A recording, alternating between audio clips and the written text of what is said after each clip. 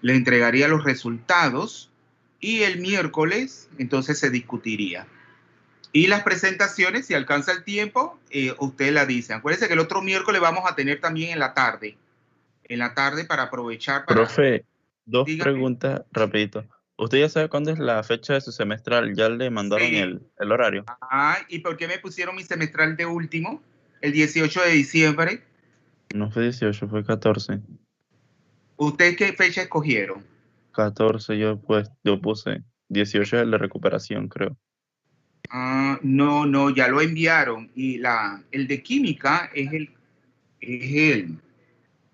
espérese, les digo ya. Ujú. Yo creo que es el último que van a hacer. Para Sí, es el ver. último que hacemos. De las 4 quedamos nosotros normal, los de segundo año. Sí, espérese, les digo, porque ya eso lo enviaron.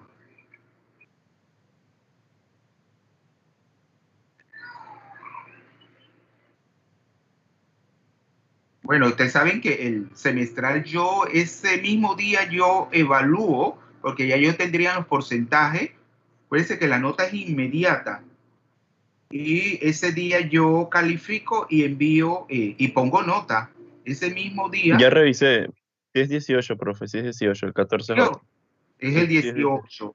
Y Ujú. luego, claro, el de recuperación sería, yo creo que una semana después, una semana después, pero claro, como tan próximas las fechas de Navidad, que ya ustedes saben que el espíritu navideño ya no va a estar presente El porque 22. El 22 es recuperación. días antes de Navidad. Ujú.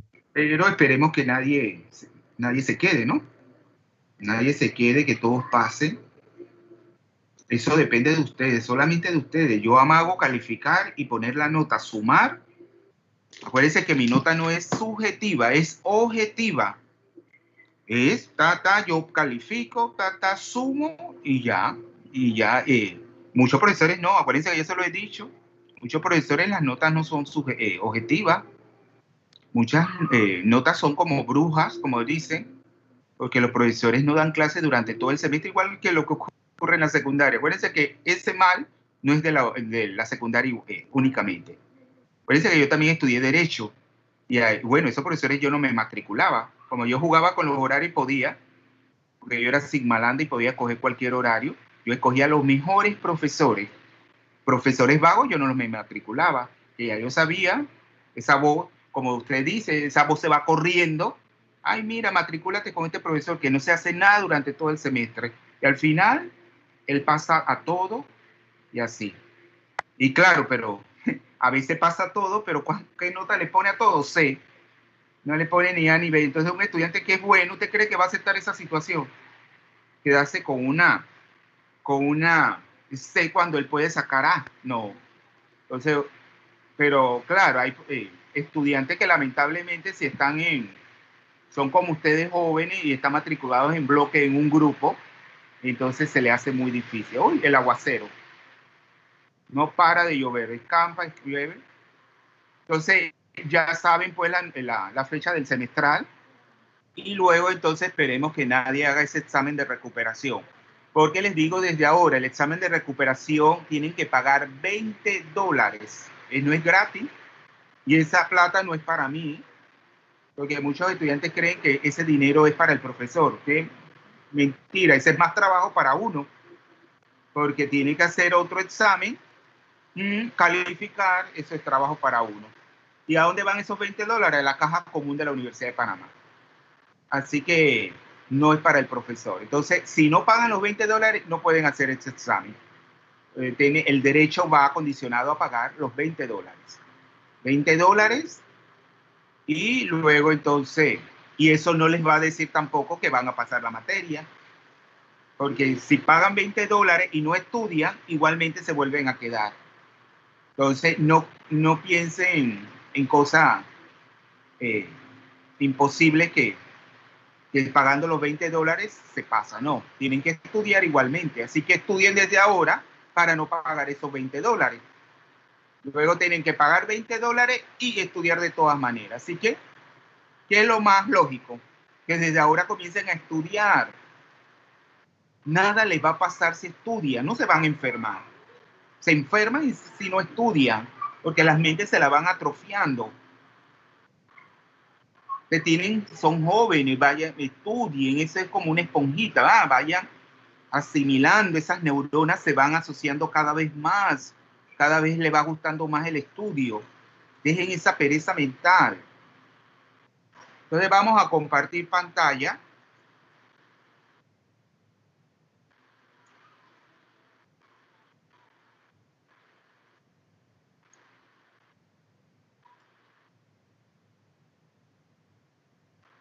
¿Todos ven la pantalla, jóvenes? Sí, ¿Están profe. viendo la pantalla? Sí, profe. Sí. Entonces vamos a comenzar. El único tipo de sólido, porque son los de los más importantes y el más complejo, son los sólidos iónicos. Como su nombre lo indica, las partículas que forman estos sólidos son iones. En este caso sería un metal que existe como un catión con una determinada carga. Ya ustedes saben que los metales son electropositivos, tienen unas bajas electronegatividades, y ellos tienden, y también debido a sus energías de ionización, ellos tienden a perder electrones. Entonces, su naturaleza es que tienden a existir como cationes. Y luego tenemos un elemento no metálico que es más electronegativo y por lo tanto existe como un catión. Es decir, que ellos tienen afinidades electrónicas muy negativas, lo que le hace fácil ganar electrones. Entonces, en estos compuestos, como ya ustedes saben desde química general, la diferencia de electronegatividad es relativamente elevada, que está en el rango más o menos de 2 a 3. Entonces, eso quiere decir que las cargas están completamente separadas en el espacio. Es decir, una de las dos especies gana electrones y la otra pierde. Pero acuérdense que eso es en el caso de compuestos binarios, es decir, compuestos por dos elementos. Pero también existen sales de naturaleza iónica que están compuestas por tres elementos, como vamos a ver en el caso de la perovskita y en el caso de la perovskita y en el caso también de, ¿cómo es el nombre? El caso de la perovskita, que está formada de calcio, titanio y oxígeno, y en el caso de la... el nombre se me ha ido. Bueno, eso lo vamos a ver ahora. Tienen un nombre genérico de ese tipo. Claro, es un óxido, son óxidos de dos metales. En el caso de la perovskita, de calcio y titanio. Ahí el calcio y el titanio tienen un estado de oxidación determinado. Así que eso lo vamos a ver también finalizando, pero son especies iónicas mucho más complejas. Las espinelas. Se le llaman las espinelas. En el caso de las espinelas es un óxido también doble. En este caso sería de magnesio y aluminio. Entonces eso lo vamos a ver. Son más complejos estas sales, pero se estudian dentro de lo que son los sólidos iónicos. Entonces, en el caso, nosotros veíamos ayer que teníamos redes cristalinas del tipo A, es decir, donde las partículas, ya sean, acuérdense que los metales son de ese tipo, de redes cristalinas A, porque son partículas de un solo tipo, en este caso, átomos metálicos. ¿No es así? Entonces, eso es redes cristalinas del tipo A. Ya en este caso de los compuestos iónicos, las partículas no son todas iguales. Ya sabemos que hay un catión y un anión. En el caso de las sales binarias, ¿eh? Caso de los compuestos binarios, ya sean óxidos, ya sean halogenuros, ya sean propiamente sales. Acuérdense que los óxidos no son sales, son óxidos.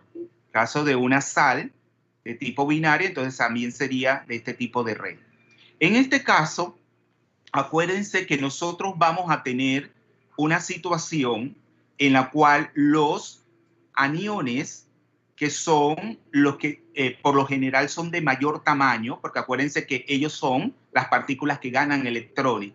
Por lo tanto, acuérdense que ganar electrones, al haber una mayor cantidad de electrones en el espacio, eso crea una mayor repulsión interelectrónica y causa que el tamaño aumente en el caso de los aniones con respecto a los átomos neutros. Entonces, estos aniones que son de mayor tamaño, ellos se empaquetan en un determinado tipo de estructura cristalina, en donde podemos ya visualizar una celda. Ya usted conoce las celdas elementales, las celdas cúbicas, que ya tenemos 3, la celda cúbica simple, la celda cúbica centrada en el cuerpo y la celda cúbica centrada en las caras.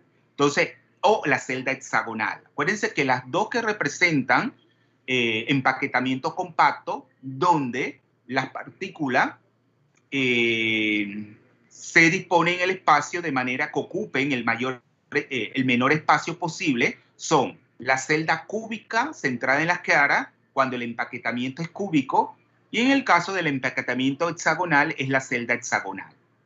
Entonces, en ese caso, acuérdense que los puntos de red son ocupados por los aniones, pero muchas veces se puede visualizar de manera viceversa, es decir, que los cationes ocupen los puntos de red, es decir, formen lo que es la celda propiamente dicha, la celda unitaria, y luego, entonces, acuérdense que cuando ellos se disponen espacialmente en el espacio para formar un tipo de red cristalina, donde podemos visualizar una celda unitaria, una celda elemental que queda en la celda. ¿Qué hay en el espacio disponible? A ver si están entendiendo. ¿Qué hay en el espacio disponible? Iones. Espacio vacío, ¿verdad? En él, acuérdense que cuando ellos se disponen en el espacio, y acuérdense ya de esta palabra que la vamos a ver ya de manera constante, son huecos. Es decir, geométricamente hablando, cuando esas partículas se disponen en el espacio de una manera determinada, acuérdense que esto es geometría, la inorgánica es así, la inorgánica barre toda la ciencia, en este caso la geometría, la trigonometría, la geometría analítica, y ya ustedes saben que el cálculo diferencial integral, todas las matemáticas las visualiza la química inorgánica. Entonces, claro que cuando esas partículas se disponen en el espacio en una determinada red cristalina, hay espacio vacío que podemos visualizar como huecos. Entonces, dependiendo de vamos a decir, de la forma que tiene ese hueco, donde va también tener un número de coordinación determinado, o sea, que en ese caso por lo general son los cationes, o sea, los aniones ocupan los puntos de red, o sea, es decir, que se empaquetan formando la red cristalina. Y en el espacio que dejan vacío ellos, que va a tener una estructura, una geometría determinada, va a ir el catión. Ese hueco, ahí se mete el catión. Y claro, el catión se rodea de un número determinado de aniones, o sea, es decir, podemos visualizar también un número de coordinación, en la cual el catión está en contacto, tenemos con un determinado, siempre podemos visualizar que él está en contacto con un número determinado de aniones que van a estar en los puntos de red. Y el anión a su vez también va a estar rodeado de un número determinado de cationes. Pero muchas veces el número de coordinación no se puede visualizar tomando en cuenta solamente una celda unitaria. Acuérdense que esa celda unitaria se distribuye en el espacio en todas las direcciones, es decir, en las 3 coordenadas, porque es un espacio tridimensional. Entonces, para visualizar, tenemos de cuántos aniones hacen contacto tenemos con ese catión, o cuántos cationes hacen contacto con el anión. Se tiene muchas veces que tomar en cuenta otras celdas unitarias en el espacio. Entonces, aquí hay algo muy importante donde ustedes van a hacer uso de la geometría analítica y de la trigonometría, más bien de la trigonometría, es que la relación de los radios, acuérdense que tanto el catión como el anión va a tener un radio, y cuando yo tengo la relación matemática, y ustedes saben que hay tablas donde nos dan esos radios. Cuando yo establezco la relación matemática entre el radio del catión al radio del anión, me va a dar un número. Y dependiendo de ese número, yo puedo establecer muchas veces si se va a dar, si el catión va a ocupar un hueco, ya sea cúbico, que es el de mayor tamaño, o un hueco octaédrico o un hueco tetraédrico. También existen los huecos trigonales, pero eso no lo vamos a tratar aquí porque es menos común. Entonces, dependiendo de esa relación, entonces va a determinar un determinado número de, un determinado hueco de un determinado tamaño, vamos a decir, y de una naturaleza también determinada, que va a ser cúbico, octaédrico o tetraédrico. Y también acuérdense que además de la naturaleza del hueco, que lo determina la relación del radio del catión al radio del anión, también es importante el número. O sea, siempre en una celda tenemos unitaria, además de un número determinado de partículas que forman, vemos que están contenidas en la celda, también hay un número determinado de huecos, que nosotros lo vamos a ver. Hay un determinado número de huecos cúbicos, un número determinado de huecos octaédricos y un número determinado de huecos tetraédricos. Entonces, eso es lo que les dice finalmente aquí. Además de saber la identidad del hueco, también tenemos que tener en cuenta el número, o sea, tanto el número como el tipo, la naturaleza de esos huecos presentes en las redes de tipo A, que es la que vimos ayer. Acuérdense que es la disposición, o sea, cuando las partículas ocupan los puntos de red en la red cristalina, en la que podemos visualizar un tipo determinado de celda unitaria. Entonces, ¿qué tenemos aquí? Aquí tenemos los tres tipos de huecos. Acuérdense que el trigonal no lo vamos a ver, que ese es poco común. El hueco cúbico, octaédrico y tetraédrico. ¿Cómo podemos visualizar la formación del hueco cúbico? Claro, es cuando es lo mismo que en la celda cúbica centrada en el cuerpo. Acuérdense, pero acá, o sea, cuando visualizamos, por ejemplo, en las estructuras cristalinas de los metales, podemos tener esa celda cúbica centrada en el cuerpo. No es de las más comunes en los metales, pero existen metales. Se pueden dar cuenta en la tabla periódica, ahí dice el tipo de celda que se encuentran en cada uno de los metales. Pero en este caso, tenemos el caso de que los aniones, ya lo vamos a decir desde ahora para ir avanzando, ¿verdad? En el caso de la sal de cloruro de cesio, o sea, hay un tipo de celda elemental en el caso de los compuestos iónicos, de los sólidos iónicos, donde la relación estequiométrica entre los dos iones es de 1 a 1. Es decir, existe un ion cesio, un mol de ion cesio por cada un mol de ion cloruro. Entonces, en este caso, nosotros vamos a tener que los iones cloruro se disponen en el espacio ocupando los puntos de red, es decir, en cada uno de los 8 vértices del cubo. Pero cuando ellos se disponen en el espacio en ese tipo de celda elemental cúbica, que es una celda elemental cúbica simple, ¿qué hay disponible en el centro del cubo? ¿Qué hay disponible en el centro del cubo, jóvenes? ¿Qué hay disponible en el centro del cubo? Un espacio vacío, que nosotros lo visualizamos que en la estructura, por ejemplo, del alfa hierro, existía el átomo de hierro, pero en este caso es un compuesto iónico, es un compuesto como el cloruro de cesio, que es un tipo de celda, ¿verdad? Hay otros tipos de compuestos iónicos que cristalizan de esta forma. La celda, en términos genéricos, recibe el nombre de celda tipo cloruro de cesio. Entonces, en ese caso, el cesio, acuérdense que el cesio es un metal, el metal de los de mayor radio. O sea, tiene un mayor radio que el sodio, por ejemplo, el potasio. Entonces, él se encaja, vemos, en el centro del cubo. Y ahí entonces tenemos, o sea, cuando los 8 tenemos aniones se disponen en cada uno de los 8 vértices, entonces en el centro dejan ese espacio vacío que se le llama hueco cúbico. Es un hueco de los de mayor tamaño que los huecos octaédricos y el hueco tetraédrico.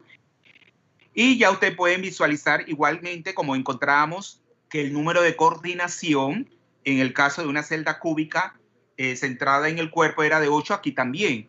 O sea, aquí el catión de cesio se o sea, está en contacto con 8 aniones cloruro. Y ya para visualizar, tenemos el número de coordinación de cada ion cloruro con respecto a los iones cesio, también es de 8. Es de 8, pero no lo podemos visualizar, tenemos tomando en cuenta únicamente una celda. Tendríamos que tomar en cuenta otras celdas en el espacio para visualizar que cada ion cloruro se rodea de 8 iones cesio a su alrededor.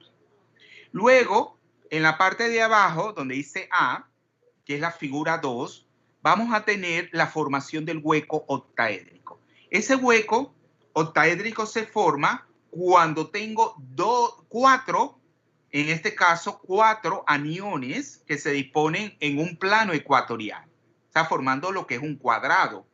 En cada uno de los vértices, espérense un momento que voy al baño un momento, jóvenes. ¿Oyeron? Tomé mucha agua. ¿Me están escuchando? Sí, Sí, profe. profe. Voy Sí, al profe. baño. Espera.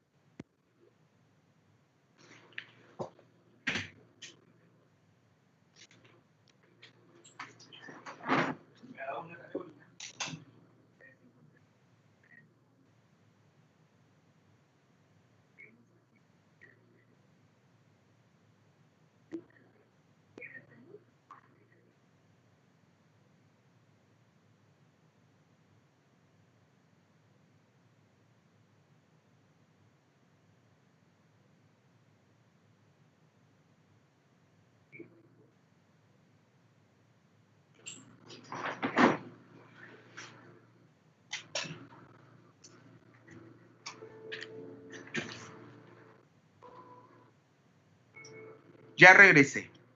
Entonces, aquí en este caso, ven que la conformación de ese hueco es distinta. Ven que lo que está en blanco es el espacio, es el hueco octaédrico. Y se forma cuando tengo... ¿Me están escuchando? Sí, Sí, profe. Sí, cuando tengo los 4 aniones en un plano ecuatorial, es decir, en los vértices de un cuadrado, y por encima tenemos en el centro, claro, por encima de ese cuadrado, tenemos acostado sobre los 4 aniones, tengo otro anión por encima de ese plano ecuatorial y por debajo también tengo otro anión. Entonces el espacio, ese vacío que es de menor tamaño, que en el caso del hueco cúbico, ese hueco se le da el nombre de hueco octaédrico. Entonces la relación ahí matemática que necesito entre el hueco, entre el tamaño del radio del catión, la relación entre el radio del catión al radio del anión es un poco menor. En la del hueco cúbico, la relación, que eso lo van a determinar en los problemas, es de 0,732, creo. En este caso es 0,414. Ven que la relación es menor porque el tamaño del hueco es menor. Y claro, acá el número de coordinación, ¿de cuánto usted cree que es? Si en ese hueco octaédrico va encajado el catión, ¿de cuántos aniones se rodea? Tenemos el catión. Está ¿en cuántos aniones? Aniones, ¿sí? 8. Oh, yo veo 6. Si va en ese hueco, en el mismo plano se va a estar en contacto con 4 aniones y por encima y por debajo con otros 2. Uno por arriba y otro de 6. Entonces de 8 disminuye a 6. Claro, aquí el tamaño importa. Si el hueco es de menor tamaño y el catión que va ahí es de menor tamaño, solamente va a estar puede estar en contacto, tenemos con un número menor. Mientras más grande es el catión que ocupa un hueco de mayor tamaño, admite estar más próximo a un número mayor de aniones. Y por último tenemos la formación del hueco tetraédrico. Acuérdense que ya ustedes en química orgánica manejan mucho lo que es, porque en química orgánica los compuestos que son tridimensionales, por eso cuando ustedes dibujan una cadena alquílica de carbono-hidrógeno, es tan erróneo escribirla de forma lineal, ¿verdad? porque los hidrocarburos no son lineales. Los alcanos son lineales.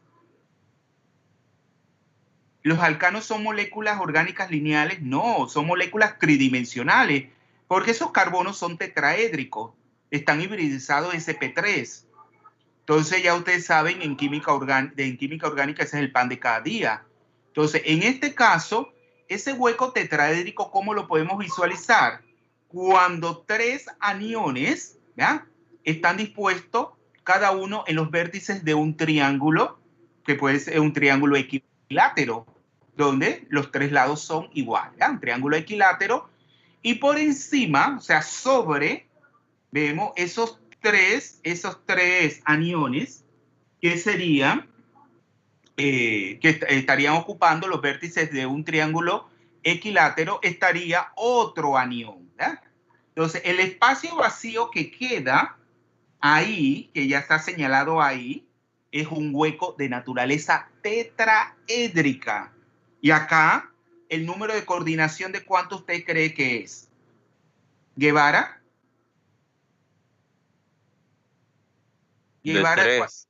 De 3, otra vez cometemos el error, Guevara. Si está en ese espacio vacío, el hueco, y que ese hueco se forma por la interacción entre ¿cuántos aniones?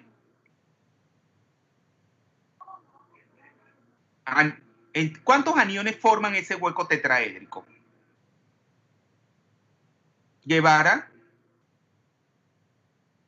Profe, es que estoy enredado porque antes me hizo contar los 6 y ahora no sé si es 4.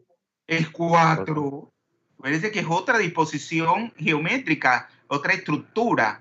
Estamos visualizando entonces otro tipo de hueco que es el tetraédrico. Ahí uno está por encima, 3 están en un mismo plano y otro está por encima de ese plano, ¿verdad?, fuera del plano.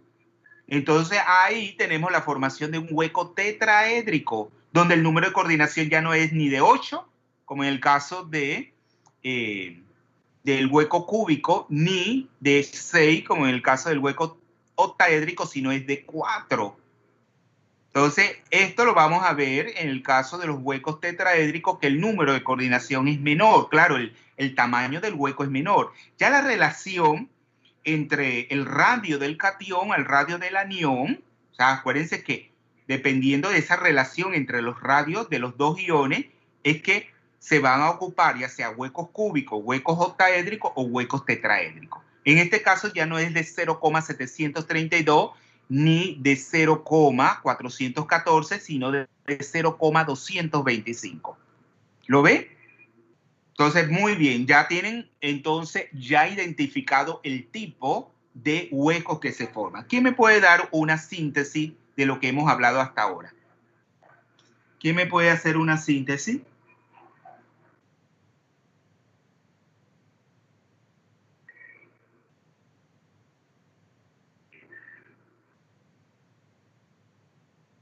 Voy a Díganlo decirlo con sus porque todavía, palabras. porque todavía no estoy Díganlo con tan sus seguro y palabras. prefiero que me Acuérdense, corrija. jóvenes, que uno aprende cuando las cosas las comprende y las puede decir. No, claro, hay que respetar ciertos conceptos, ciertos términos, cierto lenguaje técnico, pero no, ustedes van diciendo y yo los voy corrigiendo. Comience.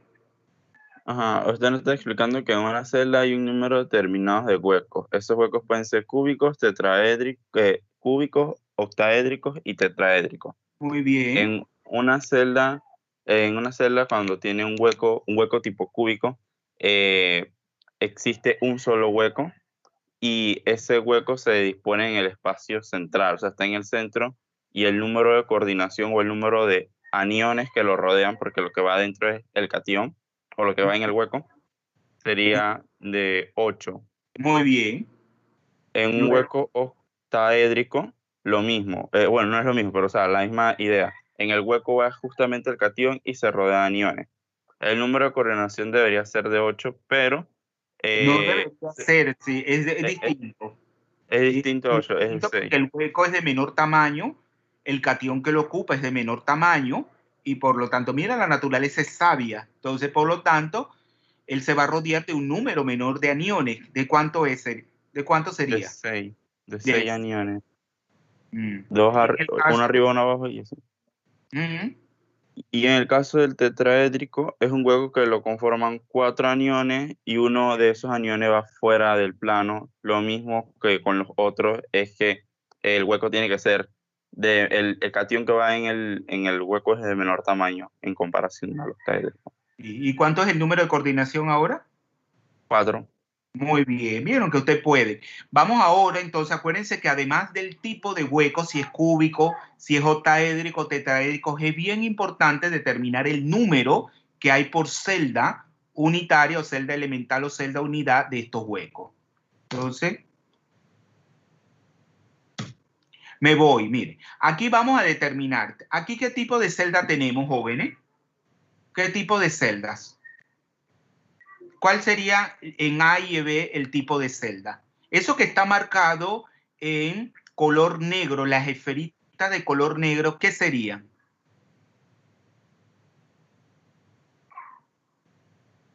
¿Qué serían esas esferitas de color negro? Ahí lo dice, el anión, ¿verdad? Sería el anión que está ocupando los puntos de red. En este caso, cada uno de los 8 vértices y cada una de las 6 caras, ¿verdad? Entonces, ¿cuántas partículas de anión? Vamos a suponer que aquí sería, tenemos, vamos a decir, vamos, el ion. Mire que en el caso, que lo vamos a ver más adelante, donde la estequiometría no es de 1 a 1, sino de 2 a 1, en el caso del fluoruro de calcio. El fluoruro de calcio es un tipo de celda en la cual se cristalizan muchos compuestos. Pero en este caso se le llama celda tipo antifluorita. El mineral se le llama fluorita, al fluoruro de calcio.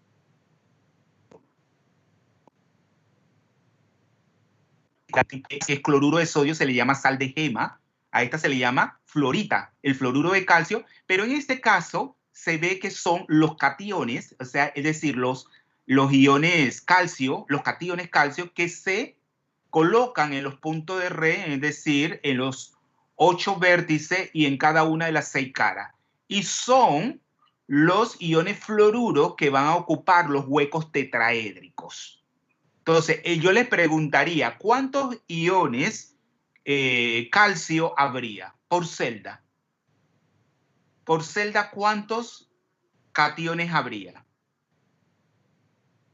¿Cuántos cationes Por habría? celda 1, ¿no? 1. Si no hicimos el cálculo ayer, si yo tengo un octavo de iones calcio en cada uno de los vértices y son 8 vértices, eso nos da 1. Pero los que están ubicados en cada una de las 6 caras, que son 6, pero que no le pertenecen en su totalidad, sino un medio por 6, ¿cuánto es? Un medio por 6, ¿cuánto es? 3, 3. Y 3 más 1, ¿cuánto es? 4. 4. Entonces serían 4 iones calcio que yo tendría por celda. Acuérdense que aquí vamos de poquito a poquito, vamos de la más elemental y vamos subiendo en complejidad. Acuérdense que les dije que el tema de hoy era un poco más complejo. Entonces ahí vamos a tener 4 iones calcio, ¿va? 4 iones calcio que son los que se empaquetan. Pero acuérdense que si... Profe, tengo una pregunta. Dígame. Disculpa. La diferencia del cálculo del 1/8 por 8 al cálculo de 1/2 por 6. Yo sé que el de 1/2 por 6 es el de la celda cúbica, pero bueno, no... pero una cúbica centrada en las caras. Acuérdense que centrada en las la caras, celda ya. cúbica centrada en las caras, además de tenemos las partículas en los vértices, las voy a tener en cada una de las 6 caras. En el centro voy a tener una partícula, pero claro, no toda la partícula pertenece a la celda. Ella se va a compartir entre 2 celdas, ¿ah? Entre 2 celdas que están contiguas, adyacentes entre sí. Entonces están compartiendo esa partícula que está en el centro.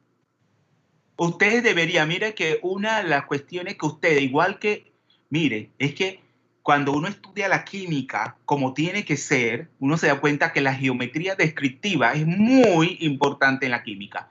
Entonces, ustedes, yo creo que en lugar de estas materias que están adicionando, ustedes, igual que en la carrera de arquitectura, a ustedes les deberían dar una geometría descriptiva en primer año. ¿Están de acuerdo? ¿Sí o no? Porque usted tiene mucha deficiencia en la geometría descriptiva, porque es una, cuando damos matemática, los profesores de matemática dan los cursos en la secundaria, casi no dan geometría, todo se circunscribe es, ya sea en la aritmética, el álgebra, la trigonometría y la geometría analítica y algo de cálculo. Pero la geometría queda muy... Entonces, esto, la química, ya ven que en la química inorgánica es importante, la química, y esto es un solo abreboca. La geometría está por todas partes en la química inorgánica, porque es una química de naturaleza espacial. La naturaleza espacial es muy importante. Entonces, muchos de ustedes no es que, claro, muchos no nacemos con esa capacidad espacial y claro, no nos las explotan en el colegio. Entonces, a veces se nos hace muy difícil. Yo lo comprendo a veces que dicen, oye, esto está muy difícil. Pero no, véanlo de manera, porque yo no les voy a decir que me dibujen esa celda. O sea, no. Imagínense que sería lo ideal, porque esto lo que se quiere es desarrollar, pero no lo desarrollaron ni conmigo. Yo no nací con eso tampoco. A veces, claro, uno de manera natural nace con capacidades, por ejemplo, para cantar, para actuar, para ser artista, también para ser un matemático, para ser un químico. Eso se nace, ¿verdad? Entonces, y claro, a través del estudio se va explotando. Entonces, claro, los que no nacemos mucho con eso, entonces, ¿qué tenemos que hacer? Estudiarlo mucho para poderlo comprender. Entonces, en este caso, tenemos 4 partículas, ¿verdad?, que van a estar por celda. Pero si en el caso del fluoruro de calcio, ya adelantándome porque eso lo vamos a ver inmediatamente después, en el caso de la estequiometría, si yo tengo 4 y que la celda va a representar la estequiometría del compuesto iónico, y aquí la relación es 2:1, ¿cuántos aniones deberían estar en los huecos? ¿Cuántos aniones en la celda? ¿Cuántos aniones?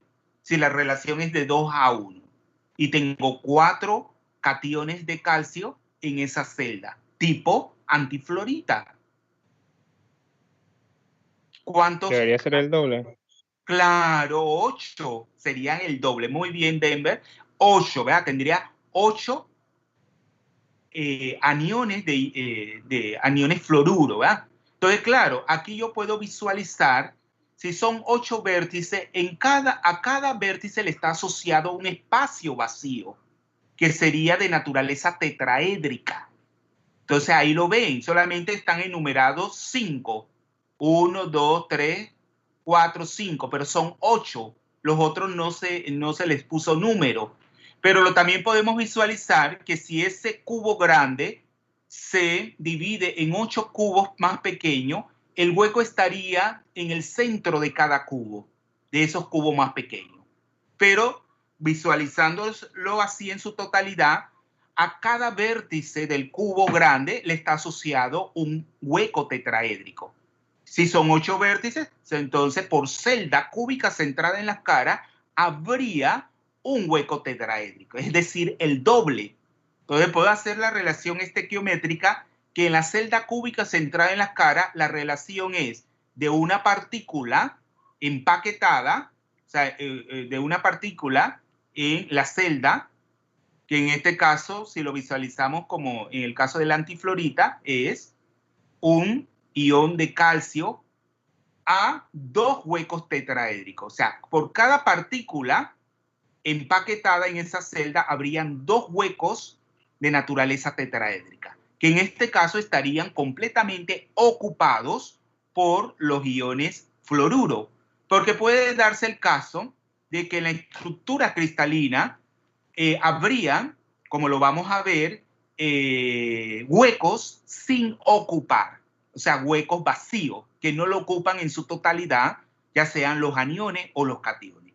Pero tenemos el otro caso donde se forman, no son huecos de naturaleza tetraédrica. Tenemos la misma celda cúbica central en la cara, pero ahora visualizamos en ese espacio vacío la formación de otro tipo de hueco, que sería el octaédrico.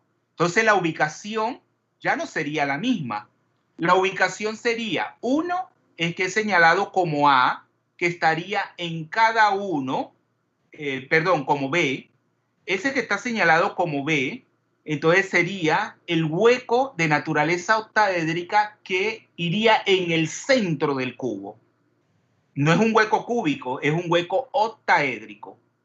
Y luego, porque claro, en cada una de las aristas, en el punto medio, ¿qué iría? Un espacio vacío. Habría un espacio vacío que es de naturaleza octaédrica. Acuérdense que las partículas se disponen por capas y en esas capas yo puedo visualizar esta celda cúbica centrada en las caras.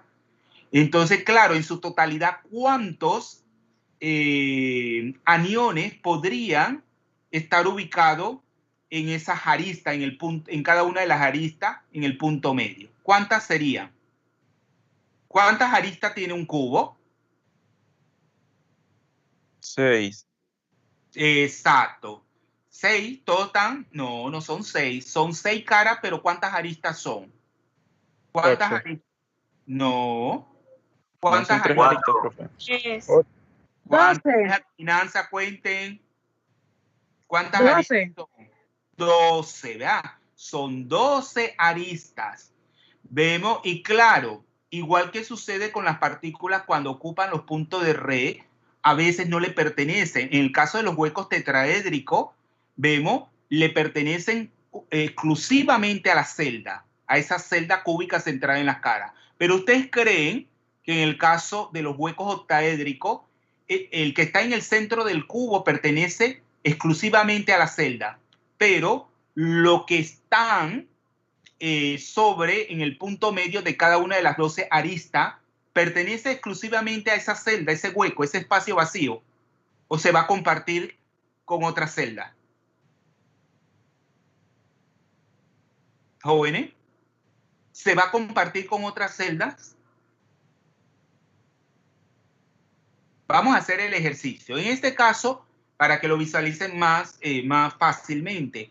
En este caso, este tipo de celda cúbica centrada en las caras, donde el catión, pero acá puede ser también a la inversa, los cationes ocupan los puntos de Re en la estructura cristalina, o sea, en la celda elemental, y el anión ocupa los huecos, en este caso octaédrico. Es la celda tipo cloruro de sodio, es decir, la sal de gema, NaCl. Vemos que acá la estequiometría es de 1 a 1. Vamos a suponer que son los iones cloruro lo que ocupan los puntos de red, ¿verdad? Los que están en color negro, las esferitas de color negro. ¿Cuántas partículas entonces habría en esa celda elemental? Que sería la cúbica centrada en la escala, igual que en A. ¿Cuántos aniones habría de iones cloruro? ¿Cuántos aniones habría? ¿Cuántos aniones?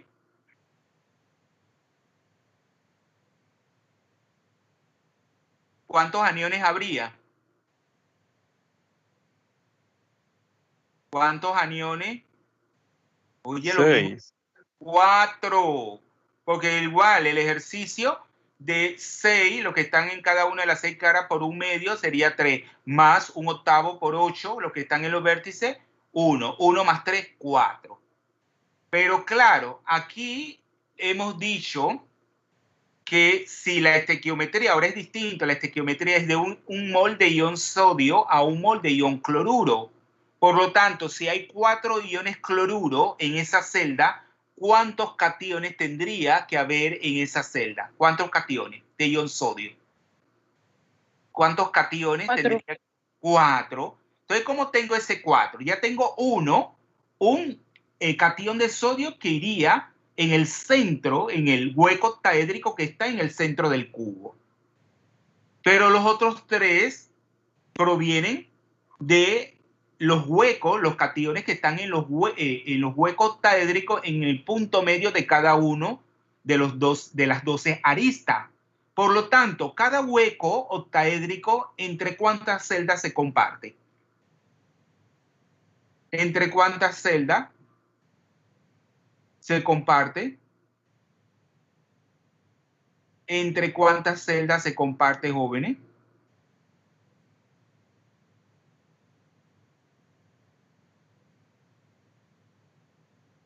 ¿Entre cuántas celdas se comparte? Si hay 12 huecos, son 12 aristas y en cada una de ellas hay un hueco en el punto medio de la arista, ¿eh? A la distancia media entre los dos aniones que están en los dos vértices, iría el catión, ¿verdad? En ese hueco. Si son 12, no sería entre 4, porque sería 12 entre 4, ¿cuánto es? 3. ¿No es así? Entonces, cada una de esos huecos que están en el punto medio de cada arista se comparten entre 4 celdas. Y ven que es interesante porque aquí yo les hablé del número de coordinación. Acá, cuando la estequiometría es de 1 a 1, el número de coordinación por electroneutralidad tiene que ser igual. O sea, el número de coordinación del catión tiene que ser igual al número de coordinación del anión.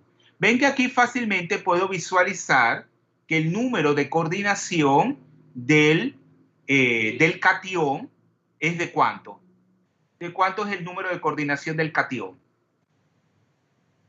Primero que está en el centro del cubo, en el hueco es de 6, ¿verdad? Y miren que también puedo visualizar que el número de coordinación del anión, que en este caso es el cloruro, también es de 6, pero que he tenido que proyectar otros huecos octaédricos donde irían los cationes que provienen de otra celda. Ven que ahí está en perspectiva y ven claro, ahí está en perspectiva formando lo que es una estructura octaédrica. Que en el caso de A, donde tengo el hueco tetraédrico, ¿de cuánto sería el número de coordinación aquí del ion fluoruro? Que iría en los huecos tetraédricos, en cada uno de esos 8. ¿De cuánto es el número de coordinación, jóvenes? ¿De cuánto es el número de coordinación? Visualícenlo, o sea, ahí fácilmente. El que no se puede visualizar es el número de coordinación del calcio, que iría en cada uno de los 8 vértices y en cada una de las 6 caras, en el centro. ¿Ah? Es de 4, no es de 4. Está rodeado de 4 cationes, ¿verdad? Cada ion fluoruro. Pero claro, igualmente lo que ocurre, o sea, con el número de huecos que tenía que ser el doble, vemos a la partícula, o sea, si hay una partícula empaquetada por celda, el número de huecos tetraédricos es el doble. ¿Cuál es el número de coordinación que tendría que tener, en ese caso, el ion fluoruro, que están en los huecos tetraédricos? ¿De cuánto tendría que ser? Si el número de coordinación del ion fluoruro es de 4, el número de coordinación del ion calcio, ¿de cuánto tendría que ser? Y en la fórmula estequiométrica, el subíndice es de 1 del ion calcio y el subíndice del ion fluoruro es de 2. Entonces, claro, cuando usted multiplica el número de coordinación por el número que está, el número del subíndice de la fórmula estequiométrica, eso tendría que igualarse por electroneutralidad. O sea, el número de coordinación de un ion del catión por el número del subíndice que tiene la fórmula estequiométrica tiene que ser igual al número de coordinación que tenga el catión, el anión, perdón, por el número del subíndice que tenga el anión en la fórmula estequiométrica. Entonces ven que ahí es distinto. Entonces, en este caso, ahora vamos a pasar a la otra celda. ¿Cuál es esta celda? ¿Cuál es esta celda, jóvenes? Ya no es una celda cúbica centrada en la cara. ¿Qué tipo de celda es esta? ¿Qué tipo de Hexagonal. celda? Es una celda hexagonal. Entonces, ya habíamos hecho el ejercicio que aunque el factor de empaquetamiento o la fracción de espacio ocupado en una celda hexagonal es el mismo que en una celda cúbica centrada en la cara, ¿de cuánto es? La fracción de espacio ocupado de empaquetamiento en una celda hexagonal y en una celda cúbica centrada en la cara. ¿De cuánto es? Jóvenes, ¿de cuánto es? De 6. De 6. ¿De cuánto es la fracción? ¿No están estudiando? Ayer guardaron así mismo como terminamos sus cuadernos no se pusieron a estudiar. Y se los dije, hoy vamos a seguir con el tema. Un estudiante comprometido, responsable, revisa sus clases después de terminar. ¿De cuánto es? 0,74. Y ahora lo vamos a hacer. Ahora en la tarde vamos a resolver un problema para la celda cúbica centrada en la cara. Acuérdense que ya yo les dije que para la celda hexagonal es más complejo el ejercicio geométrico, en la cual yo les dije que se pueden ayudar, además de escuchar música en YouTube y de ver videos de filmes, películas, también hay videos didácticos de todas las especialidades. Y ahí los indios han subido a esa aplicación de YouTube muchos videos sobre, también hay en el habla inglesa, ¿verdad? Bueno, los indios hablan en el inglés muy bien. Fíjense que ellos son se les hace fácil. Mire que el inglés es la lengua. ¿Cuáles son las nacionalidades que se les hace fácil hablar el inglés? Los portugueses. Los portugueses, acuérdense que el portugués es una lengua más difícil que el inglés. O sea, pues parece mucho al español, pero es una lengua más difícil de pronunciar que el inglés. Entonces, los portugueses, como es una lengua difícil, su fonética, a ellos se les hace fácil aprender inglés. Igual los italianos, muy fácil se les hace hablar el inglés, ¿verdad? Es difícil encontrar un italiano que no hable el inglés, por la misma naturaleza del italiano. Y luego también tenemos estas lenguas que son tan difíciles, también el alemán, las nórdicas, ellos hablan en inglés. Cuando tú vas a Ámsterdam, casi ellos son muy pocos, o sea, siempre andan hablando en inglés. Y estos nacionales de las lenguas son el indio, son lenguas muy difíciles, ellos aprenden el inglés muy fácilmente. Entonces, hagan ese ejercicio donde el factor de empaquetamiento no es de 6. ¿De cuánto es? De 0,74. Y es igual en ambas celdas, en la celda cúbica centrada en las caras y en la celda hexagonal. Aunque el número de partículas no es el mismo. ¿Cuánto es el número de partículas acá? En esta celda. Ya no es de 4, sino de...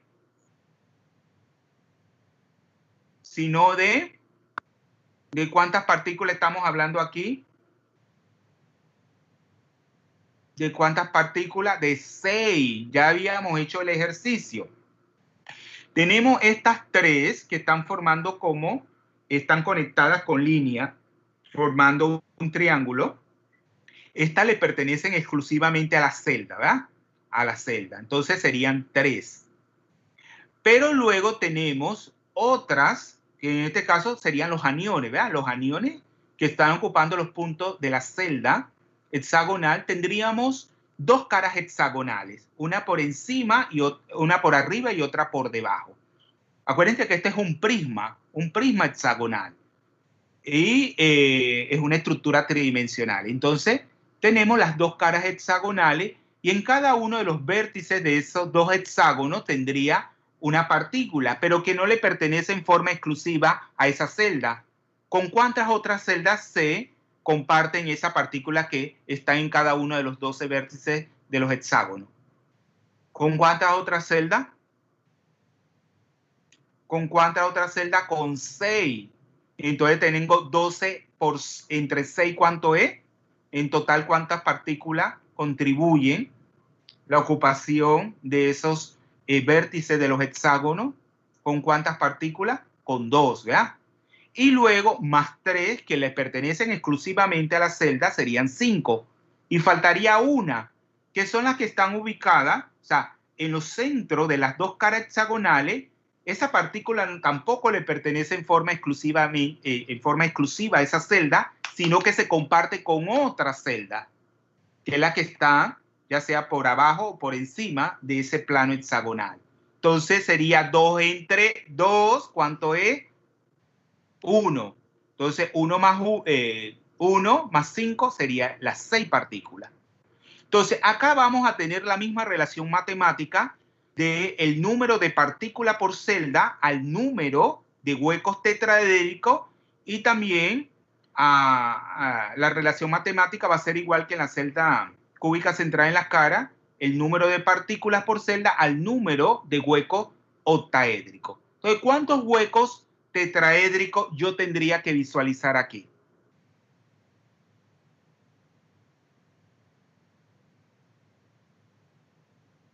Si la relación matemática es la misma, ¿cuántos huecos tetraédricos? ¿No sería 6? Tengo 6 partículas, tengo la misma. La relación es de 1 a 1. Si son 6 partículas empaquetadas en esa celda hexagonal, entonces el número de huecos tetraédricos que le van a pertenecer, igual que en la celda cúbica central en la cara, a esa celda. Tendría 6, que son las esferitas que están en color blanco. Esos son los huecos tetraédricos que ocuparían los cationes. Luego, entonces, vamos a ver el otro. Aquí, ¿qué tenemos entonces ahora? ¿Qué tipo de celda es esta? ¿Qué tipo de celda, jóvenes? Hexagonal. Es la hexagonal, es la misma. ¿Por qué se le hace tan difícil decir que es hexagonal si no están viendo que es la misma que he colocado anteriormente y que vieron ayer, que era hexagonal? Es una celda hexagonal, ya no es una celda cúbica centrada en las caras. Entonces, en este caso, tengo el mismo número de partículas que están ocupando los puntos de red de esa celda, que serían los aniones, por lo general. Los aniones, y claro, acá he dibujado, tenemos en color gris, es encerrado, está en un, el perímetro de las esferitas está en color negro, pero la he dibujado la parte de adentro en color gris, en color verde y en color amarillo. ¿Qué serían eso? ¿Qué serían esas esferitas que están en esos 3 colores? ¿Qué serían estas 3 esferitas? Este 3 tipos de esferitas y que están en diferente cantidad. ¿Qué serían, jóvenes? Y que las he dibujado, mira, que están en forma simétrica. Por encima, o sea, tendrían esas partículas, perdón, esos espacios, bueno, en forma alternada. Los grises están en la primera celda por arriba y en la otra están por debajo.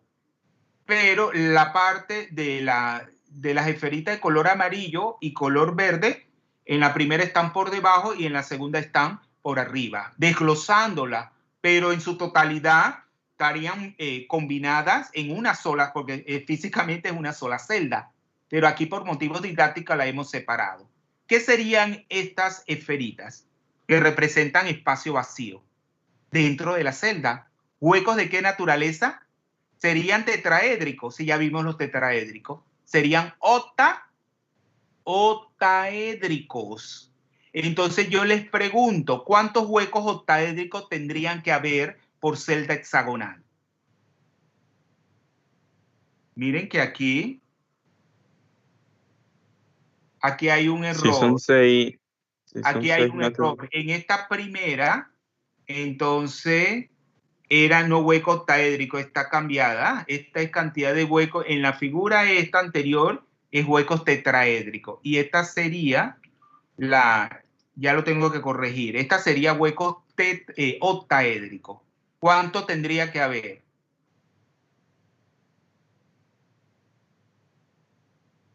En O sea, si son tetraédrico 6 o partículas. No, está bien. Porque acá, no, está bien en la anterior sería 6 a 6. No, esta está bien. Esta está bien porque esta sería la relación de 1 a 1. Bien, esta es 1 a 1, o sea, la misma cantidad de huecos octaédricos. Acuérdense que ya la celda cambia, no es una celda cúbica centrada en las caras, sino una celda hexagonal.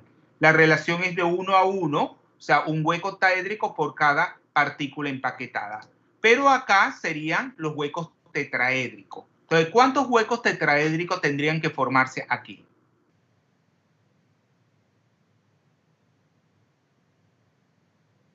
Si hay 6 partículas, que serían los aniones por celda, ¿cuántos serían?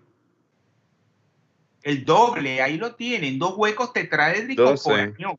12. Entonces, ¿cómo nos da ese número 12? Alguien que me lo explique, ¿cómo daría el número 12?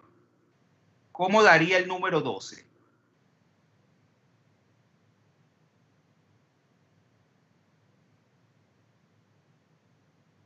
¿Cómo daría el número 12, jóvenes?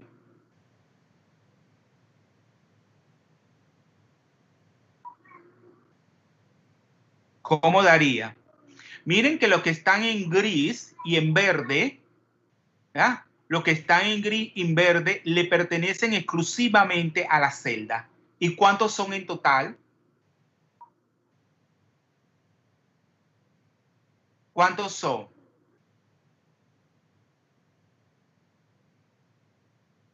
Si yo veo los grises y que le pertenecen exclusivamente a la celda, ¿verdad?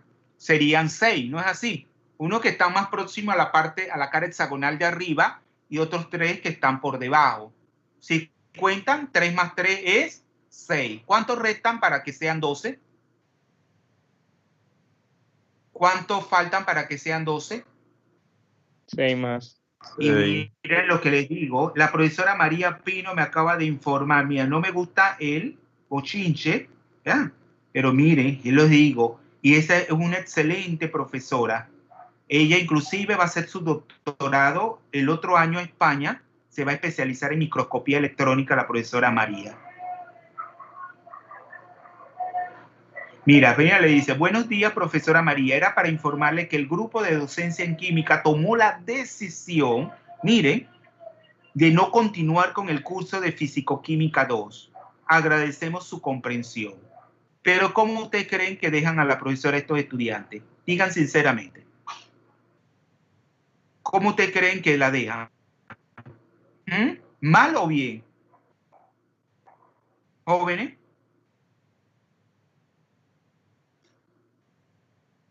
Nadie. Mal.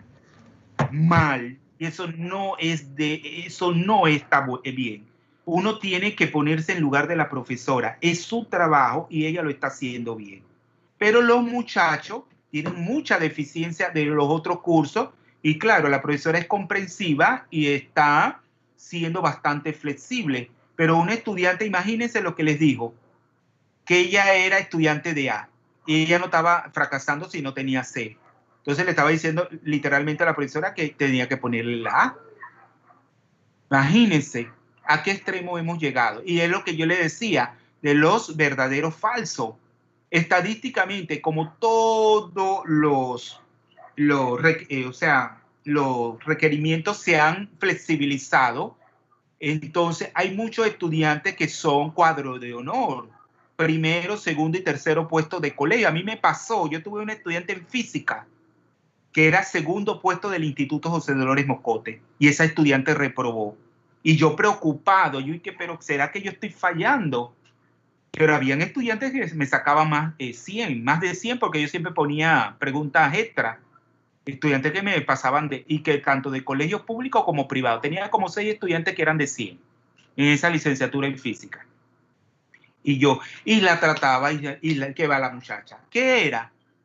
Que ella no era un estudiante, lamentablemente hablando, no era en sí un estudiante cuadro de honor. Es porque se lo hicieron tan fácil en el colegio que ella, acuérdense que todo en la vida es relativo. Todo. En mi caso, cuando yo ocupé el 8º puesto de honor del Instituto Fermino II y me gané beca, porque en ese caso el Instituto Fermino II no era lo de ahora. Yo me gané beca, me la dio el IFARU, esas becas que algunos tienen de ustedes, yo la tuve y me la dieron en el acto de graduación y que fui el 8º puesto, pero el primero, el segundo eran genios. Esos son genios que actualmente están ocupando cargos muy altos a nivel internacional. Eran estudiantes, porque todo en la vida es relativo. Hay gente mucho más inteligente que cada uno de nosotros. Nadie puede decir que es la persona más inteligente del mundo. Nadie. Siempre habrá gente más inteligente que tú, gente más capaz. Y eran estudiantes que tenían 5 de promedio en el Instituto Fermino II, cuando eso hasta el español era duro. En el español, ¿qué a alguno de ustedes le han puesto a leer todo el Don Quijote? para un examen. Todo el Don Quijote, el Don Quijote de Miguel de Cervantes Saavedra, ustedes lo leyeron todo. Y para hacer poesía no era una sola poesía. Mínimo tenía que ser 1000 poesías que tú hicieras. Y que tenían que estar todas ilustradas. Ilustradas, sacarle su enseñanza. Y recitar al menos 5. Todo eso no era el Instituto Fermino II. La geografía, física, eso era estudiar, nos ponían a determinar matemáticamente, ¿verdad? Tenemos eso de que cuando una ciudad no tiene el mismo horario, todo eso, eran otros tiempos. Pero eran estudiantes que eran genios, prácticamente los que ocupaban los primeros puestos, genios. Pero ahora no. Entonces eso está mal, porque ya la dejan muy mala parada la profesora. Bueno, vamos a seguir. Entonces, en este caso, ¿cuántos huecos faltarían para completar los 12? ¿Cuántos? 6. 6. Entonces, ¿cómo tenemos esos otros 6?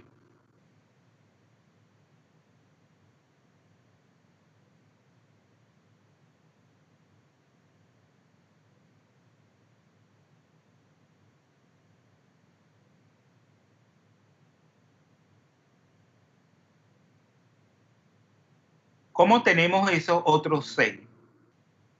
Miren que los otros huecos que están, los de amarillo, ven que están colocados sobre los lados, las aristas que conectan los vértices de las caras hexagonales. ¿Lo ven? ¿Ustedes creen que eso le pertenecen en forma exclusiva a la celda hexagonal? ¿Ustedes creen que le pertenecen de forma exclusiva a la celda hexagonal? No, ¿verdad? Entonces, ahí, ¿cuántos irían en total? 1, 2, 3, 4, 5 y 6.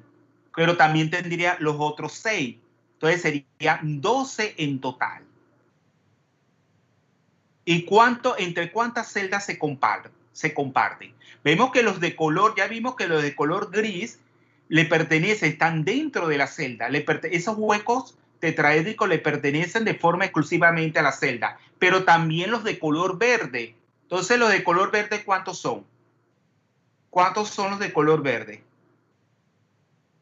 Jóvenes.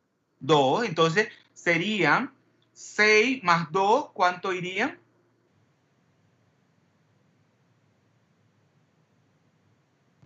8. 8. ¿Y cuánto quedarían para que fuesen 12? 12 menos 8, ¿cuánto es? 4. 4. Entonces, esos 12 que están en color amarillo, ¿entre cuántas celdas se comparten? Para que daría 4. Para que diera 4. 3. Muy bien. 3, porque 12 entre 3 es 4. Entonces, 4 más los 8 serían los 12 huecos tetraédricos que habrían por celda. Acuérdense que la relación matemática es la misma, pero acá como el número de partículas es distinto y que el factor de empaquetamiento es igual.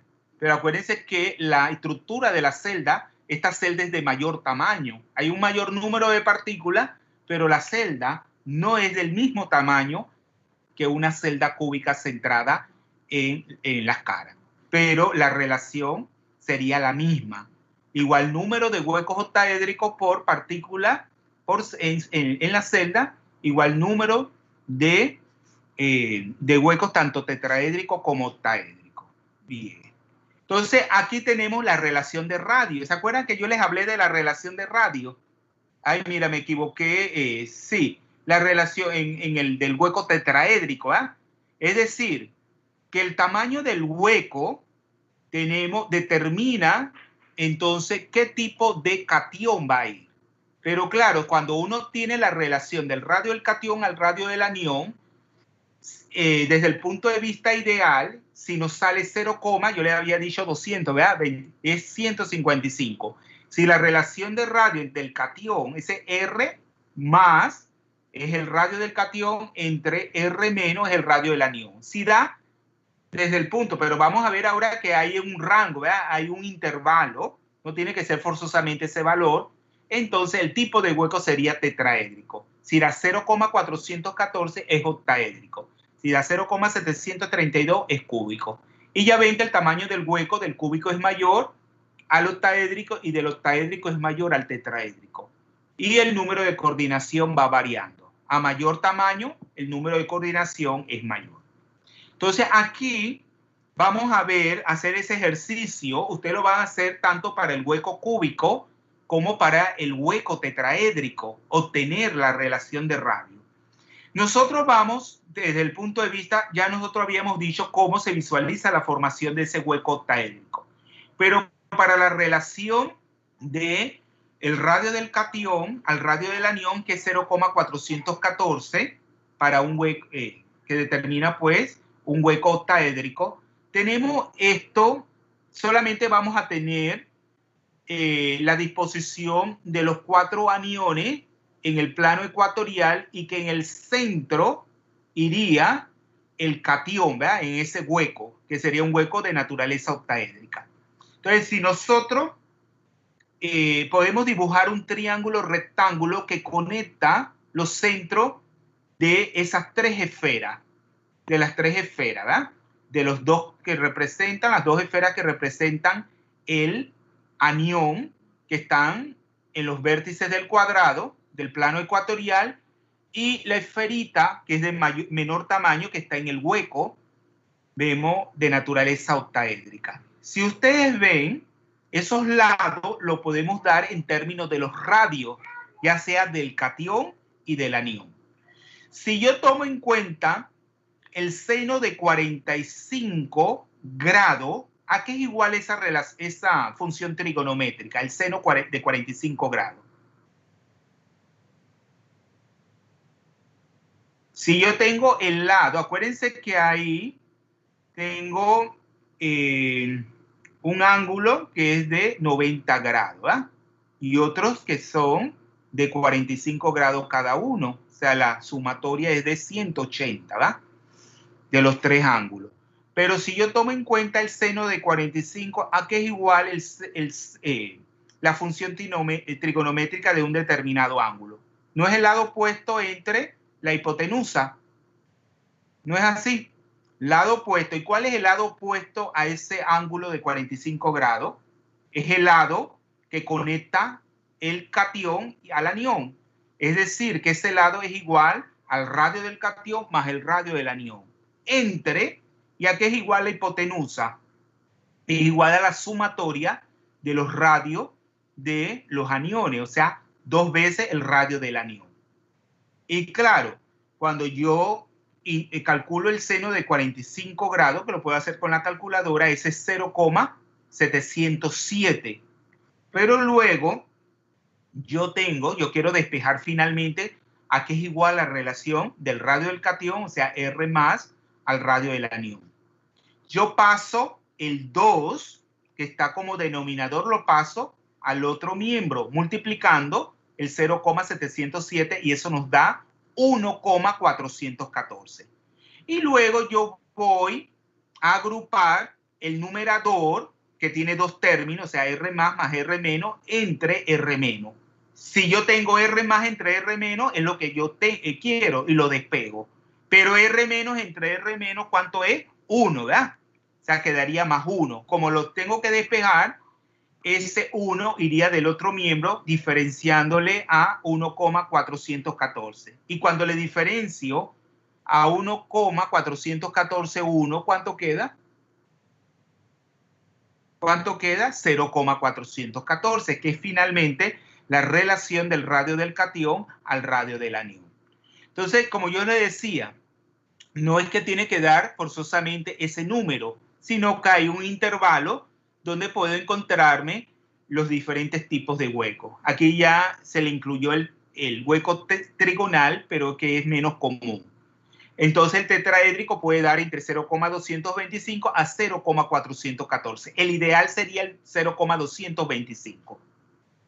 Oye, acá tienen un error. Yo creo que aquí hay un error del tiempo. ¿Vieron? No es 0,155, ¿ven? Sino 0, sí. El ideal, no, aquí hay un error. Aquí hay 0,225, sí. Ahí hay un error. Esa es la relación trigonométrica, ¿va? Perdón, la relación entre los radios. El 0,155 es para el trigonal. Entonces tengo que corregir eso. Entonces, en este caso, el 0,225 es el valor ideal para que fuese un hueco de naturaleza tetraédrica. El 0,414 que lo acabamos de determinar cuando es octaédrico. Pero, y el de 0,732 cuando es cúbico. Pero puede estar entre ese intervalo para que sea octaédrico.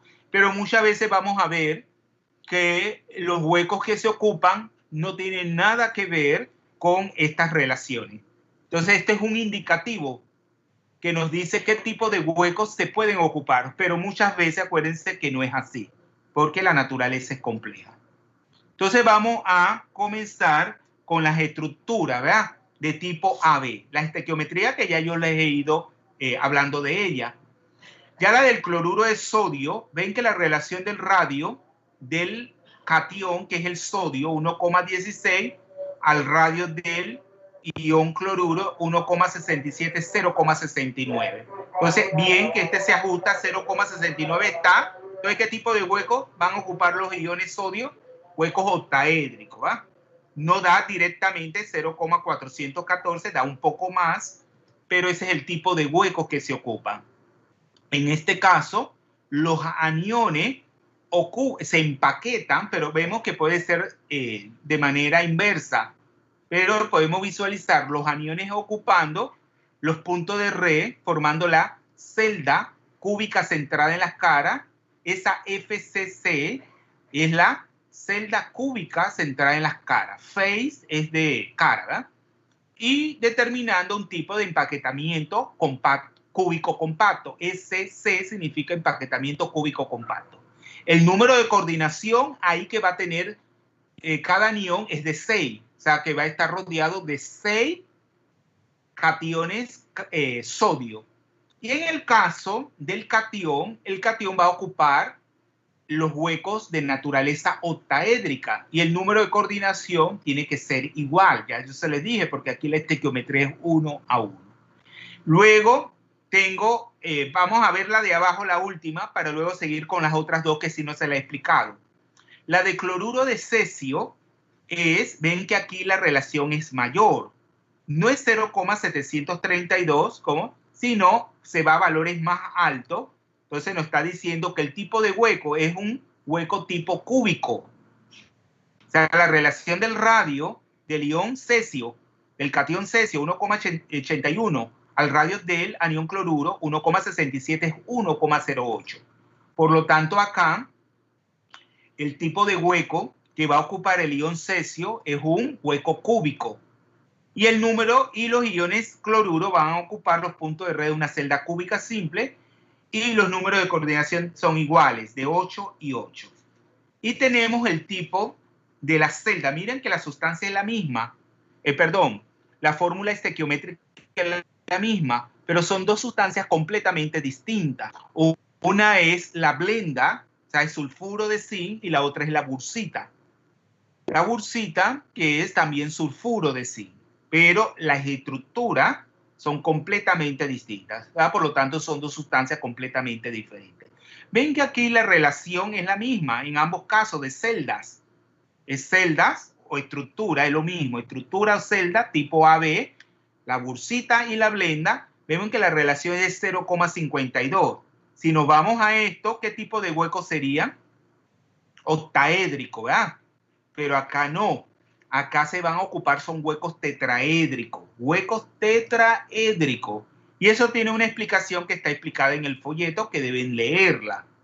Entonces, acá no todos los huecos tetraédricos, tanto en la blenda como en la bursita, se van a ocupar.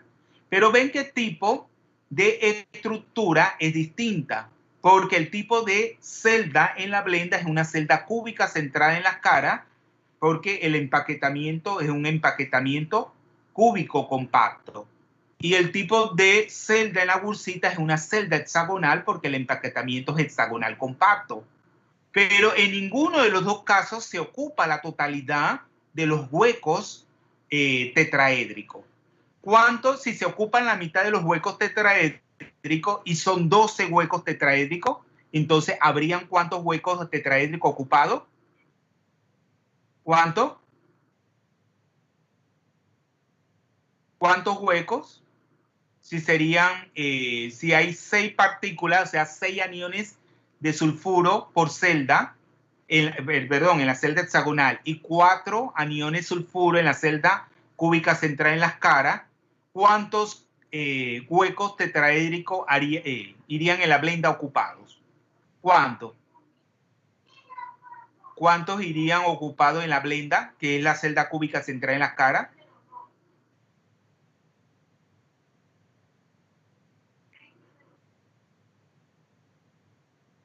Cuatro, no es así, porque si hay 4 aniones sulfuro por celda cúbica central en las caras y se forman 8 huecos tetraédricos, pero no todos los 8 huecos tetraédricos están ocupados, sino la mitad, o sea, serían 4.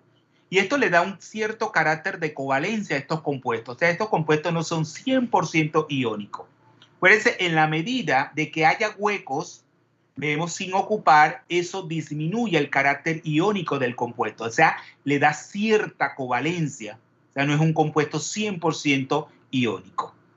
Y en el caso de la bursita pasa lo mismo, pero en el caso de la bursita no se ocupan, los iones sulfuro no se disponen en una celda cúbica central en las caras, sino en una celda hexagonal. Pero ¿cuántos iones sulfuro habrían aquí por celda? ¿Cuántos? ¿Cuántos aniones? ¿Cuántos aniones, jóvenes? ¿Me están escuchando?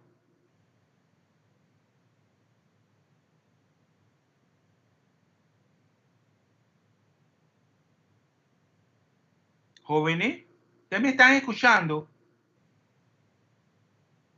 Jóvenes, nadie me contesta. Sí, profesor, lo estamos escuchando. Sí, se Ay, escucha. Dios mío. ¿Cuántas veces lo he dicho y no me contestan? Entonces, ¿cuántos aniones sulfuro habían en la celda de la bursita? Ese es el nombre como se le conoce, bursita. Miren que la blenda también se le conoce como esfalerita. Ustedes han dado geoquímica con la profesora Laila Barragán. ¿No dieron este tipo de minerales? ¿No estudiaron estos tipos de minerales, jóvenes? Les pregunto. Son minerales. ¿No estudiaron estos minerales? Por encima. Por encima. Pero son minerales, así se les conoce con estos nombres comunes, ¿verdad? Nombres comunes de estos minerales. Pero ya les dije que a la blenda también se le conoce como esfalerita, ¿verdad? Esfalerita. Entonces, en el caso de la bursita, se van a estar ocupando la mitad de los huecos tetraédricos. Pero acá acuérdense que los iones sulfuro ocupan los puntos de red de una celda ya no cúbica central en las caras, sino una celda hexagonal. ¿Cuántos habrían? ¿Cuántos iones sulfuro? ¿Cuántos habrían? Serían 6, ¿no es así? 6 aniones sulfuro. Por lo tanto, ¿cuántos huecos tetraédricos estarían ocupados por los cationes zinc? Si es la mitad de los huecos tetraédricos. 3. No, 6. Porque acuérdense que en el caso de los huecos tetraédricos se forma el doble de partículas de aniones que hay por celda. Si hay 6 aniones sulfuro, entonces habría una totalidad de 12 huecos tetraédricos. Pero en este caso se ocupa la mitad, que serían, la mitad de 12 es 6, ¿verdad? No 3. Entonces vamos a ver cada una de ellas. Aquí que tenemos la de tipo, vamos a explicar cada una de ellas. La de tipo cloruro de sodio. Entonces, ¿quién me hace la síntesis? ¿Quién me hace la síntesis? Ya yo lo expliqué. Ahora está el esquema, la figura, ¿verdad? La figura que representa la celda, ¿verdad? Ven que aquí se le ha puesto A, B y C porque de dónde proviene, de cada capa, de qué capa proviene. Acuérdense que la disposición de las capas en un empaquetamiento cúbico compacto es ABC, ABC, distinto a un empaquetamiento hexagonal compacto que es AB, AB. Ese es el patrón, ¿verdad?, de las capas. Entonces ahí le está diciendo de dónde provienen, de qué capa provienen cada uno, en este caso, de los aniones, cloruro. Pero ven que nosotros hemos puesto acá en la parte D, que puede ser lo contrario, que sean los cationes que ocupan, se empaqueten en la celda cúbica central de la cara, y los iones cloruro, lo que ocupen los huecos octaédricos. Entonces, ¿quién me hace la síntesis? ¿Quién me hace la síntesis rápido? Entonces, aquí tenemos cuántos iones cloruro habrían por celda cúbica central en las caras. 4, ¿verdad? 4. Y en este caso, los iones sodio son los huecos octaédricos en su totalidad. Entonces, ¿cuántos iones sodio habrían? 4. Entonces, yo voy a tener que por celda unitaria, o celda unidad o celda elemental, voy a tener 4 iones sodio que están en los huecos de naturaleza octaédrica y 4 iones cloruro que irían en los puntos de red. Aunque eso puede ser a la inversa, ¿verdad? Por celda unitaria, entonces yo tengo 4 unidades fórmula contenidas de ese compuesto, porque la fórmula estequiométrica empírica es NaCl, 1 mol de ion sodio a 1 mol de iones cloruro. Por lo tanto, por celda elemental están contenidas 4 unidades fórmula de ese compuesto. Entonces es muy importante, tenemos este modelo, ¿verdad?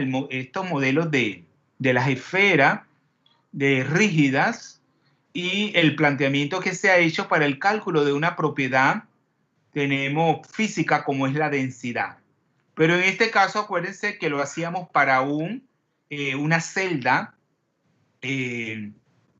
para un tipo de sólido de tipo A, ¿verdad?, de redes cristalinas de tipo A contenida por un solo tipo de partícula. Pero en este caso se trata de un compuesto iónico donde tengo dos tipos de qué?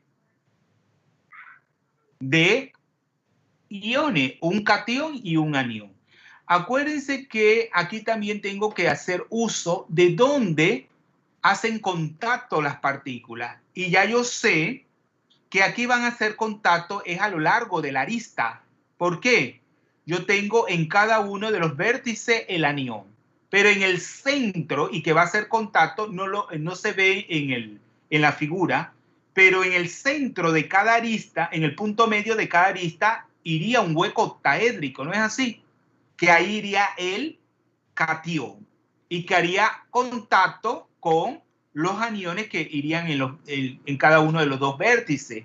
Por lo tanto, la longitud de la arista, que es importante para determinar la densidad, porque acuérdense que la densidad lleva implícita es la relación de masa a volumen. Entonces, esa longitud de la arista sería igual como sería el catión que iría en el punto medio de la arista, en el hueco octaédrico, abarcaría 2 veces el radio del catión y abarcaría cada uno de los aniones ubicados en los vértices un radio y como son 2 vértices que involucraría la arista, entonces sería 2 veces el radio del anión.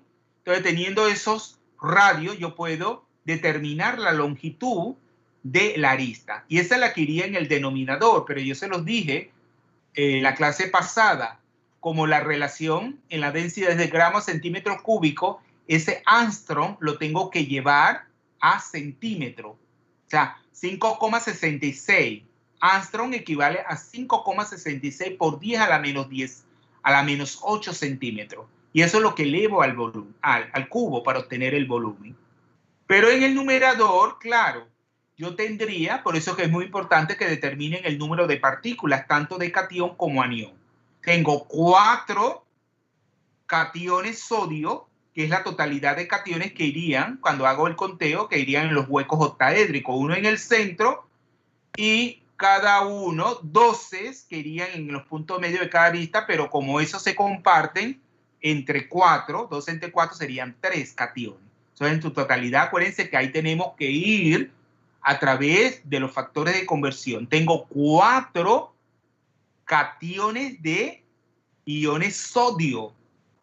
Pero claro, para ir a masa, yo tengo que pasar, yo digo que un mol de iones sodio, yo voy a tener 6,02 por 10 a la 23, ¿qué? Cationes de iones sodio.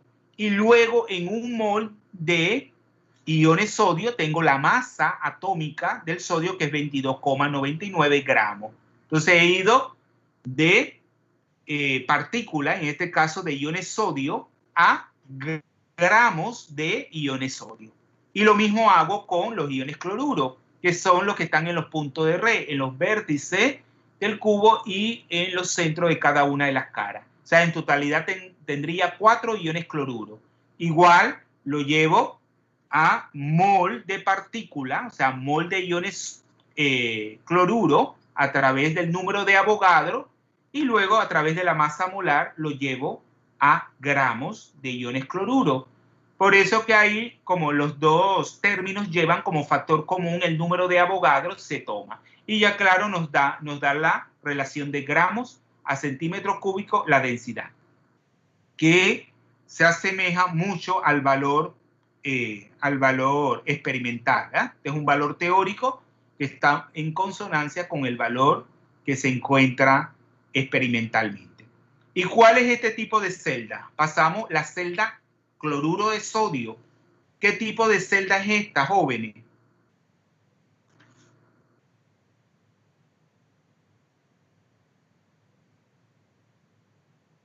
¿Qué tipo de celda es? ¿Qué tipo de celda es? Hablen.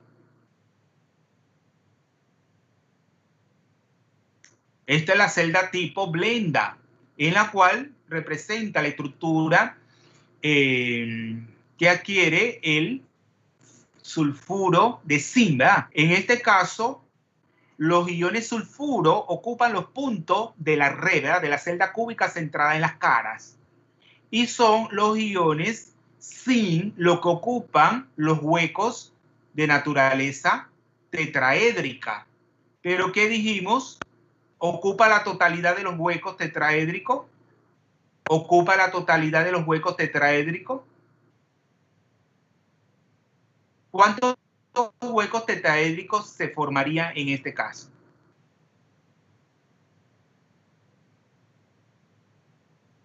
Solamente ahí no hemos colocado la totalidad de los huecos tetraédricos. Los que van en blanco, y miren que se han colocado 2 huecos tetraédricos pertenecientes a otra celda, que son los que están en la parte más superior. Entonces, ¿cuántos huecos tetraédricos tendríamos por celda cúbica centrada en la cara? El doble, ¿verdad? Serían 8, pero acá se ocupan solamente 4 de los huecos tetraédricos. Entonces, 4 de los huecos. Y uno de los que se ha dibujado que estarían vacíos, pero también estarían 3 huecos más. De esos así que están entre líneas cortadas, serían 3 más. Entonces tendríamos solamente 4 huecos tetraédricos. Pero acá hemos dibujado esos otros 2 huecos tetraédricos pertenecientes a otra celda para que ustedes visualizan qué. ¿Quién me lo puede explicar? Para que visualicen qué. El número de coordinación. Que en este caso, ¿cómo es el número de coordinación? Si el subíndice en la fórmula estequiométrica es igual. El ion zinc, el catión zinc, tiene un subíndice de 1 y el ion sulfuro tiene un subíndice 1. Por lo tanto, ambas especies, ¿qué número de coordinación tiene? Ambas especies, ¿qué número de coordinación tiene? Lo pueden ver en la figura. El ion, miren que el ion, vamos a decir, el catión, que iría en la esfera de color blanco, ocupando el hueco tetraédrico, ¿de cuántos aniones se rodea? ¿De cuántos aniones sulfuro? Que irían en los puntos de red. De 4, ¿verdad? De 4. Pero fácilmente también pueden visualizar que el anión sulfuro se rodea de 4 esferitas de color blanco, que son los los espacios tetraédricos que ocupa el ion, el catión zinc. El catión zinc. Entonces, esa sería la blenda o la esfalerita. ¿Ah? Y luego ya acá tenemos cuál sería este tipo de celda o estructura. ¿Qué tipo de celda o estructura sería esta?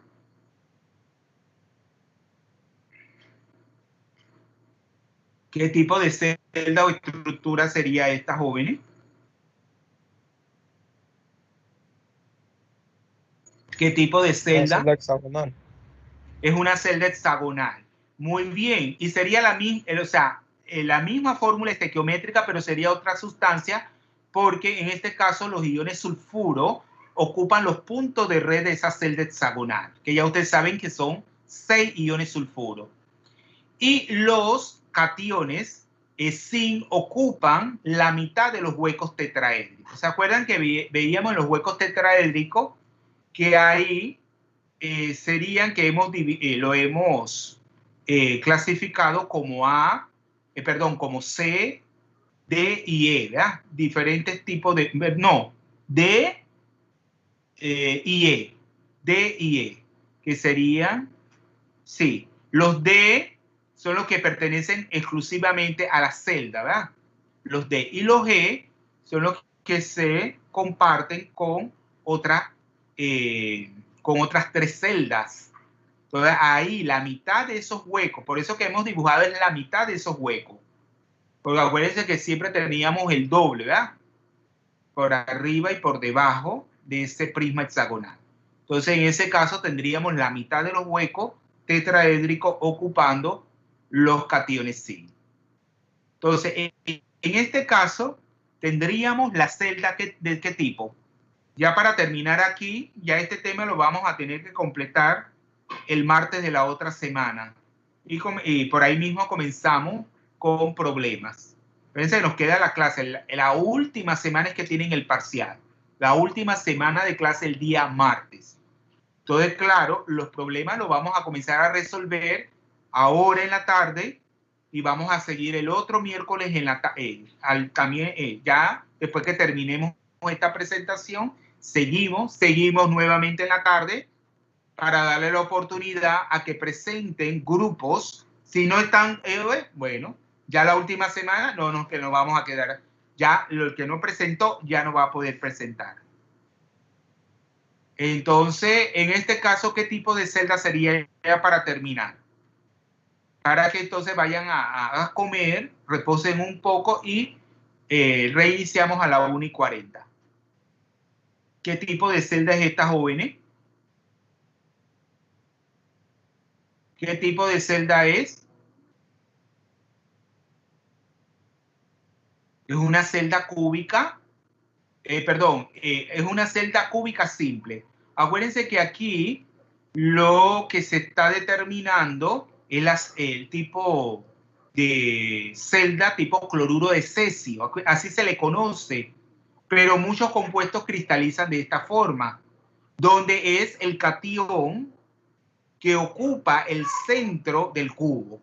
O sea, los aniones cloruro ocupan los puntos de red. Entonces se ha dibujado otra celda para que ustedes vean solamente el número de coordinación del anión, que se rodea de 8, sí, en ese caso se ha dibujado otra celda, porque en el caso de la celda que está en la parte más baja, ya ustedes ven que el cesio se rodea de 8 aniones, ¿verdad? Pero tienen lo contrario, que, bueno, ahí que el ion cloruro se rodea de 8 cationes. Eso no sería una celda, sino que tendríamos más celdas, porque claro, esos cationes de ion cesio estarían en el centro de cada una de otras celdas. Entonces serían 7 en realidad.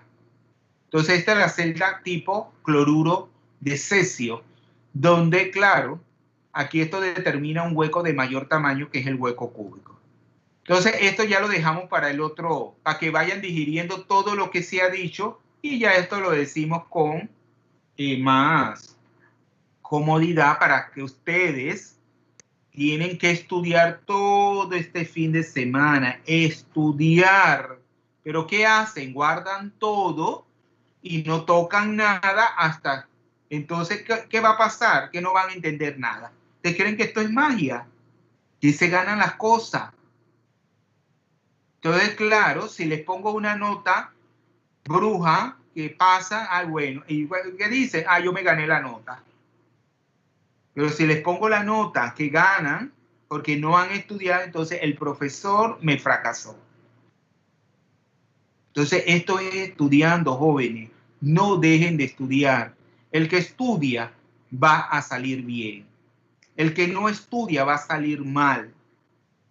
Claro, en el examen ustedes van a tener todo a su disposición, porque imagínense, en este tiempo es más fácil que ustedes salgan bien, porque cuando es normal presencial, esto no se les permite sacar ningún tipo de material. Y aún así yo he tenido estudiantes que han obtenido A en esta materia. Son estudiantes que estudian. No lo puedo decir de este grupo, porque aún con todo lo que han tenido, no han tenido unas notas altas. Y en presencial, estudiantes que no tienen nada esto a su disposición, sacan notas altísimas. Entonces ustedes tienen que ponerse en las pilas, tienen que estudiar, porque si no, lamentablemente van a salir mal, porque el día del examen, aunque tenga todo esto a su disposición, pero como no han leído nada, no han estudiado, se les hace muy difícil. Entonces vamos a ver quiénes llegaron tarde para ya terminar y recomenzamos a la 1:40. Entonces aquí estudiantes que los tengo con ausencia. Bernal María llegó. Sí, profe, estoy aquí. Bien.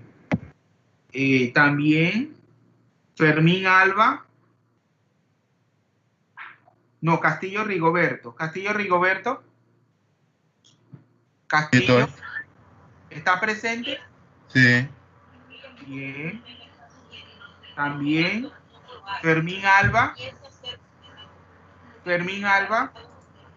Ausente. Vamos a la 19. Perdón, al 19. Jiménez Yair llegó. Jiménez Yair. Él faltó también ayer. El 23. Montenegro Joel llegó. Montenegro no ha llegado. Zamudio llegó. Creo que está ahí. Sí, Zamudio profe. está presente. Usted habló después que yo, sí, ya me acuerdo de usted. Pero no puedo. Ya está. Entonces terminamos, jóvenes, por el momento y recomenzamos. Primero van a decir la presentación los jóvenes para no tenerlos ahí en espera y luego yo voy a seguir explicando algunos problemas, tanto de teoría de del enlace químico y el tema de los sólidos.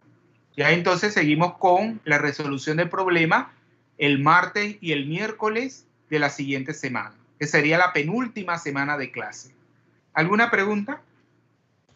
Disculpe, profesor, Susan Cedeño llegó tarde. Susan Cedeño. También.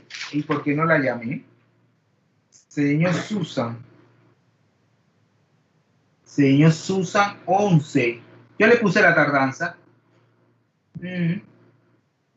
Fermín Alba, sí, no. Fermín Alba ni Jiménez Yair. Jiménez Yair se retiró, no saben de él, está enfermo, ¿qué?